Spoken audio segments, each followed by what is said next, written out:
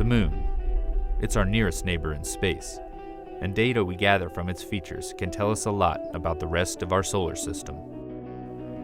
And through the eyes of the LRO spacecraft, we can explore the lunar surface in all new ways, in fascinating detail. Our tour begins on the western border, where the near side of the Moon meets the far side. The enormous feature is a lunar crater, and it's known as the Oriental Basin. Here, LRO's terrain map combines with surface gravity measurements from the Grail mission. This data reveals structure in the lunar crust beneath the surface, giving us a window into the geologic features of the Moon's interior. Our next location receives little direct sunlight and has some of the coldest recorded temperatures in the solar system, the South Pole. The highlighted spots signify potential water ice based on temperature readings from LRO's diviner instrument and reflectance from its laser altimeter Lola.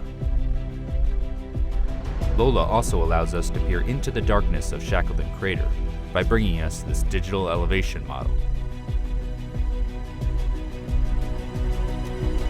It's 21 kilometers wide and 4 kilometers deep, but it pales in comparison to the largest known impact crater in the Earth-Moon system, the South Pole Aitken Basin. Sitting on the far side, it's 2,500 kilometers across and 13 kilometers deep. We don't yet know exactly how old the basin is, but it was first seen in the 1960s by spacecraft flying around the far side. As much as we use LRO data to investigate areas we can't see from Earth, we also probe familiar territory on the lunar near side to bring back images with an all-new level of detail. This is Tycho Crater. It's around 100 million years old.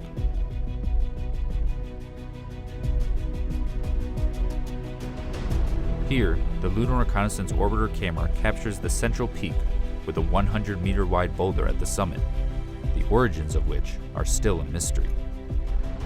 Continuing across the Moon's near side, we will arrive in an area ripe for future exploration due to the diversity of impact and volcanic materials. It features a prominent crater so bright it's not only visible through telescopes, but also to the naked eye. Welcome to the Aristarchus Plateau. Here, infrared shows the mineral pyroxene in orange and a splash of plagioclase in blue from Aristarchus Crater. This region can tell us a lot about the rich volcanic history of the Moon. As much as we study the Moon looking for sites to visit, we also look back at places we've already been. This is because the new data that LRO is gathering helps us reinterpret the geology of familiar places, giving scientists a better understanding of the sequence of events in early lunar history. Here, we descend to the Apollo 17 landing site in the Taurus-Littrow Valley, which is deeper than the Grand Canyon. The path the astronauts took over the course of 3 days is shown. The Lunar Reconnaissance Orbiter camera is even able to capture a view of the bottom half of the Apollo 17 lunar lander, which still sits on the surface, as well as the rover vehicle. These images help preserve our accomplishment of human exploration on the Moon's surface.